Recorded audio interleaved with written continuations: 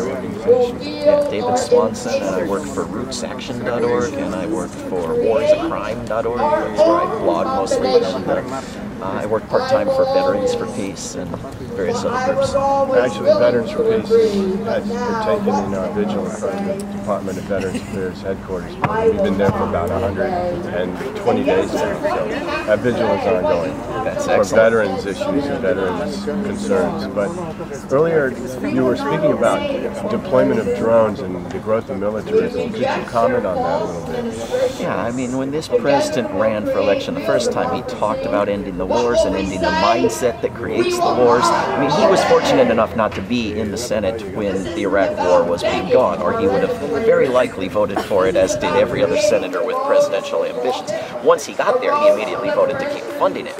And once he did become president, he tried to drag it out as long as he possibly could, as well as in Afghanistan. But he's also dramatically changed how U.S. wars are fought by creating this drone program and this assassination program by drone or other means, where he goes through a list every 2 weeks of men, women, and children to kill, and picks which ones to kill and has them killed, often by drone. And they shoot at, they strike the rescuers who are trying to help the injured after a strike. They call it a double tap. They strike people who are targeted for suspicious behavior without so much as knowing their name. And the vast majority of the people killed were just in the wrong place at the wrong time. They weren't targeted at all. So this is a killing program that is no more precise or surgical than any other, but is grotesquely immoral and illegal, blatantly so. And what we're demanding of this president is transparency. We want rules. In case we have a Republican president someday, we want rules for how you should murder men, women, and children with drones. And it's outrageous. Now, today is Martin Luther King Day, and this, you'd also mentioned earlier that Martin Luther King was a man without political ambition, without a political platform. He was just a man who was a clergy and a man who spoke about nonviolence and love, even though people were hating you to love him anyway, kind of like Jesus Christ. And you said something that really struck the crowd. Everybody got very quiet. When you spoke in terms of Martin Luther King and the significance of today, could you comment on that as well? Well, I'm not sure which point you're referring to, but I think it is striking that today people, to be considered a serious activist, you have to do electoral campaigning. You have to be for a party and a president and an elected official. You have to be on somebody's team. Whereas Dr. Martin Luther King, who we celebrate with a national holiday as an activist, this is what he was. He was a radical activist. He didn't do that. He didn't endorse anybody. He didn't campaign for anybody. He didn't promote, Jon Stewart rallies for nothing or inaugural day turnout to cheer for somebody. He promoted rallies with substantive policy demands. He didn't march on Washington to cheer for one corporate team against the other. He marched on Washington for rights for poor people, for a decent society, for economic fairness, for an end to racial discrimination, and against wars. This is what he is for, and what we need to be for. And you also mentioned about the growth of the plutocracy. How do you think that falls into the perspective of what's going on today with the growth of militarism, the control of corporatism on Wall Street? Well, this was the third of the evil triplets that Dr. King said we needed to take on, in addition to racism and militarism, was extreme materialism.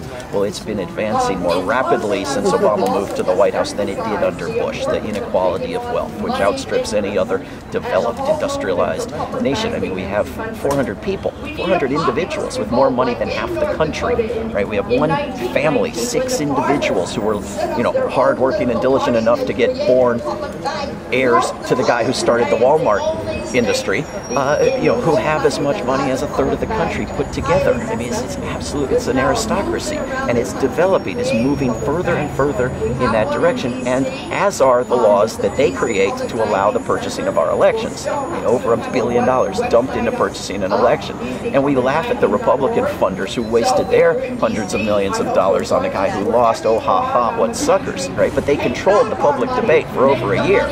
All we talk about is the need for austerity, the need to cut Social Security and Medicare, the bipartisan harmonious agreement on the war. economy. This is the result of them buying our airwaves.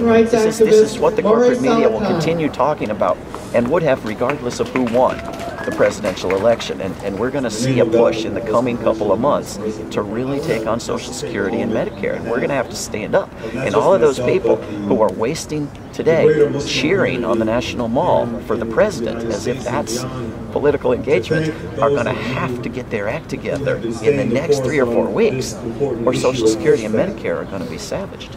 And there are absolutely no main media folks here today. You don't see CNN, CBS, NBC, or any of the other main media here today. So we've created our own media groups. There's several of them here live streaming, tweeting, and blogging. So that's one way we can go against that stream and that, I guess you call the sheeple concept. Yeah, I think that's the single most important thing we need to do, is create our own means of communication. I mean, the Occupy movement was a national movement because it was on television. You know, I mean, it was the result of brilliant, courageous organizing and strategizing, and a stupid mayor in New York and some brutal police in New York. But it was the decision of the television networks and the newspapers in New York to make it a national story that made it a national movement. And when the media turned against it, it shut down. And you saw people around the country going and doing Occupy events and going home and talking about the movement as if it didn't exist, because their televisions told them it didn't exist, even though they were part of it. And so that power, it still overwhelms us until we can develop our own means of communication where we can generate a national movement, where we can sustain a national movement without the approval of Viacom and General Electric. You know, we're in deep trouble. And it's something that we can do very, very easily. I mean, we took a fraction of the money that progressive groups or labor unions dump into elections. We could create a media system that could communicate useful information, small d democratic information, year in, year out, from here on. We need to. And one last question concerning political parties. Today we have the Democratic Party and the Republican Party. Lots of people ally themselves on one another and they're going at each other. Do you think that both of them are really the same thing? Well, they're not absolutely identical, but they're both overwhelmingly corporate. They're both dominated by a plutocracy of bankers and weapon makers and multi-billionaires. They both have very, very similar agendas. I mean, they are both eager to go after Social Security and Medicare. One of them talks about it as their moral mission, the other as what they must reluctantly, responsibly do because the other guys are forcing them. But it's the agenda of both parties, and it's often very distorting for us to talk about the one party as caving in to what it always wants, and the other party as voluntarily advancing the same agenda, because they share fundamentally. I mean, as I think I said in my remarks here today, the National Rifle Association bought a political party. But Wall Street and the weapons makers, the big weapons companies, bought 2 political parties. And so you don't hear about it because unless there's a disagreement between those 2 parties, it's not news. It's not on ABC, it's not on NBC unless there's a disagreement. When they agree on something, as they agree on most fundamental things, then it's not news, and we have to make it news. That's why we are starting this media group. And one other thing about those political parties is they really provide, it seems, a distraction for people to focus away from what's